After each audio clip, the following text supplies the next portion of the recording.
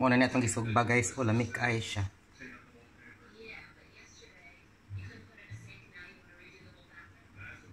Sobra kalami. Humot ka ay siya guys.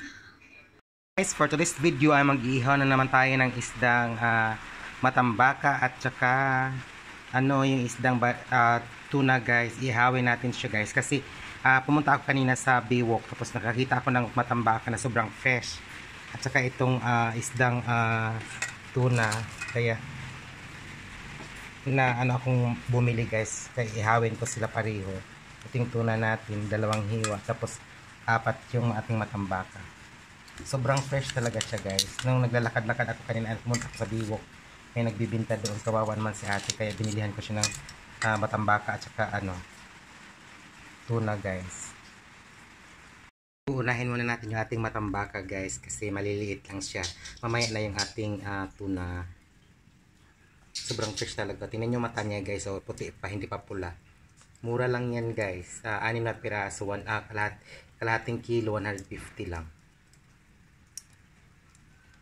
Ayan, kababaliktad ko lang guys. O, diba? Ang sarap-sarap na oh.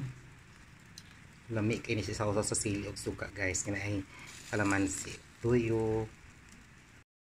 Ayan ang ating inihaw na matambaka guys. Sobrang na siya guys. Lamig na kayo siya. Malapit na maluto guys. Agui. Impas po doon ang bahaw na po doon. Kaya lamig kayo siya nga sudan guys. Labas pa kaayo. Itong sugba guys. Kanina nga ito ang tuna guys. O pati pa yung preskuha guys. Lamig kayo guys. So pula-pula pag yun. Barato na siya guys. Kahiwa.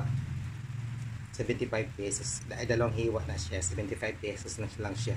Mura ra kay isda diri guys. Makapalit ra kag pwede nimo isudan, mahurot na nimo ang kanon. Ana siya lami kay diri ka magpuyo sa kuan kay mosamot kag kataba. Hastang humuta guys, hapit na maluto guys. Kay gigutom na ko kay wa koy paniod to.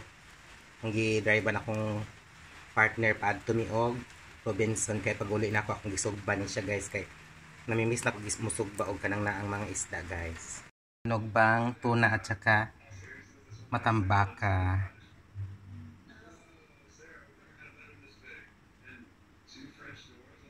Thank you for watching.